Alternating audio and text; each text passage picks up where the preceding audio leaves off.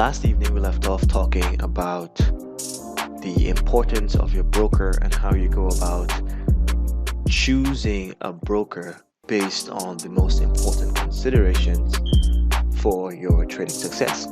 In this video, we're going to talk about the mechanics of placing an order in your broker's platform. We're going to be using Tradovate, which is the technology provided for the Caribbean Futures Trading Championships, to demonstrate this. It may be slightly different in your broker of choice, but the mechanics and the things that you need to understand are going to be very similar. So here we go. So when you are looking to place an order, the first question you have to ask is, what contract or what product am I looking to trade? Let's use crude oil as an example. If we want to place an order on crude oil, we first have to select the crude oil symbol. And in this case, you will see, as we spoke about, futures have different expiration contracts. So not only do you have to choose what you want to trade, i.e. gold, oil, treasuries, the S&P 500, the particular product you want to trade, you also have to choose what expiry month you want to trade. Typically, the front month contracts, i.e. the ones that are nearest in time to where we currently are, will have the most volume, the most liquidity, and so therefore that is where you want to trade in order to have the best execution. If you have a more advanced trade strategy in terms of trading a spread, then that is a separate context and a discussion for another video. But for simply placing buy and sells in a contract, you would need to know both the contract symbol, and in this case, this platform lists for you the different contract months. So we're going to go with the front month contract, which is the G1. I'm going to hit select on that. And as you can see, this is what oil currently looks like. We're going to change this to a 2-hourly chart just so we can get some more big picture view. So you can see we've had a very nice impulsive run in oil for the last couple of days. In fact, each bar in my main window here represents 2 hours of time. So you can see we have several 2 hours of time, which would lead into me referring to days.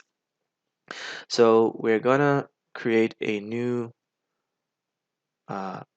depth of market for oil with the contract which we use to trade. We select that, and you will see some very important buttons at the very top of the depth of market. All brokers will have these two buttons, buy market or sell market. They may have other buttons depending on your broker, and we can go into that at another time. So the first thing you need to consider is, what do I want to trade? What expiry would I like to trade in that particular product? How much contracts would I like to trade? So as you can see here, you have quantity, and we have 1, 2, 3, 4, and so on and so forth. How large do I want to trade? How large you want to trade really depends on a number of different factors. We spoke last night about the margin that you need to have in your account in order to trade different sizes of products. So the S&P 500, which is probably the most popular futures contract, most brokers charge $500 of margin to trade one contract. So if you have at least that amount in your account, you will be able to open or close one contract of the S&P 500. If you have $10,000 in your account, you can prospectively trade up to 20 contracts of the S&P 500. So one other consideration is the number of contracts. And then, do we want to buy or do we want to sell? So consistent with your strategy, consistent with your idea as to what is unfolding in the market, you then have to decide, do I want to buy the futures contract or do I want to sell the futures contract? And once you have made that decision, let's say, for example, on oil here, looking at a 2 hourly chart, we can see oil has had a very nice run up. We've pulled back slightly, but possibly you may say to yourself, you know what? I'm going to try to stick with the trend and I expect oil to continue moving up here. Then at that point, we can look to place a buy. Let's say we want to place a buy and we only want to use one contract. Then where do we put that buy price? If we go down to a lower time frame, now that we've seen the higher time frame, we can see here on the 2-minute chart that oil has been holding this low here at around 52.73 for the last several hours. So why don't we decide we're going to place a buy order at around 52, not at 73, because we're going to anticipate that there may be some liquidity beneath 52.73 that we would get into. Let's place an order at 52.63 instead, just because we're being a bit greedy, wanting to get a better price for the contract. We can do that again in the Tradovate platform by clicking on the chart and clicking buy at 52.61. We can also do that by clicking on the depth of market on the actual price 52.61 and choosing to buy. Conversely, if we wanted to sell, we can also sell at a higher price, sell. We can choose to sell, or on the depth of market, we can also choose to sell here as well. So those are really the 5 elements that you need before placing a trade, the mechanics of placing a trade. You need to decide which contract or which product you would like to trade, what expiration month you would like to trade, how much would you like to trade in terms of your size. Do you want to buy the contract or do you want to sell the contract? And then at what price would you like to do so? So now let's talk about different order types. The order types that we're going to talk about are the market order, which is the most basic of orders. We have the limit order, which is a bit more advanced. And then we also have the stop order, which can be used as a combination of both of those things, but we're going to get into that in a second. So we were just speaking about the buy market button and the sell market button.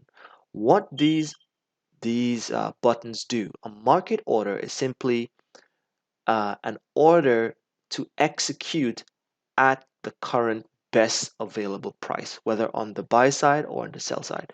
So if we're on the buy side, the best available order is the first level on the ask, i.e. 52.86 on oil. On this case, when I was just speaking, it just went down to 52.85. Whereas the best level on the sell side would be the first level of buyers, in this case at 52.85. So if I were to put buy market, I would enter at whatever is the first level on the sell side, because I need to have somebody who is willing to sell to me at that price. And if I wanted to sell market, I would enter at the first level on the buy side, because I would need someone to buy from me whatever it is that I am looking to sell. So that is the most basic level, most basic sort of order, buy market or sell market. The limit orders are, for example, you would like, for example, to have a certain price. You're fairly firm on price. So let's say, for example, I wanted to buy, but I'm not really interested in buying consistent with this little quick price analysis. I'm not really that enthusiastic to buy at the highs of this very small range. I'd like to buy at the lows. I can say, okay, I will choose a limit order and I will click limit orders, in this case of a buy, would be beneath where the market is currently trading at. The market is currently trading at 52.85. I can choose to then buy beneath that price level. Let's choose 52.67, and we put a buy there. You can see my order is now resting on what we call the market book, waiting for price to prospectively come down to that level. It doesn't mean that price is going to get there, but if price does get there, then my order can be filled, provided that there are sellers who are willing to sell at that level once price comes down there. Conversely, if we were to go on the sell side and we're not quite willing to sell at market or sell at 52.83, we want to sell at a higher price, we can choose to put in a sell limit order. And what this means is that this order will not trigger up to and until price gets to that designated level that I'm interested in doing business at or participating in the market at.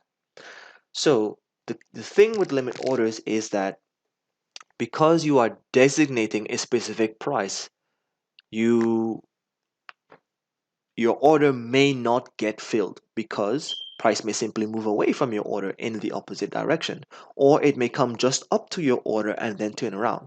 So for speed of execution, the market order is the best order because once you click that button, you will immediately get into the market. You do not know at which price you're going to get into it, but it will be the best price based on whatever is taking place at that very instant in the market.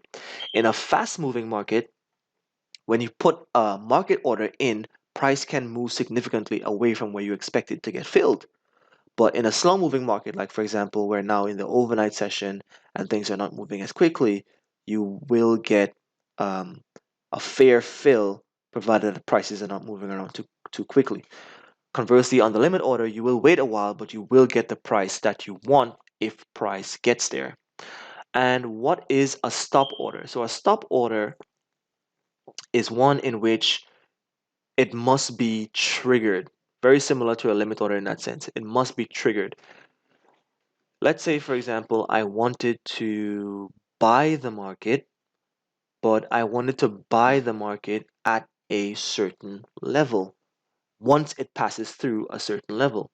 Let's say I looked at this level here at 52.73 like we just previously spoke about. And I said, you know what? I want to participate here at around this level, but I only want to buy provided that price has gotten to at least 52.73. But I would like to purchase it at 52, again being stingy, 52.63. What will happen is your order will rest within your software platform waiting for the trigger of 52.73 to approach, to be triggered. Price must get to 52.73 for your order to then be sent to the exchange, and then your order for 52.63 will rest as a limit order until price gets there, and then it will be executed. So that is what is called a stop limit order. Stop being it has to get to that price that you specified when you put the trade in before your order at whatever price is put in. That is the stop limit. The regular stop order without the limit simply means your price will be triggered once you get to that level, but as a market order.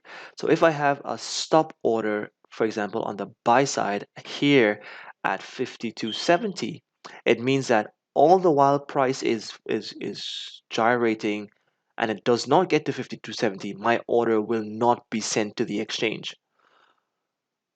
When it will be sent to the exchange is if the price gets to 52.70. If it is just a simple stop order, then it will get sent at market to buy once 52.70 is hit.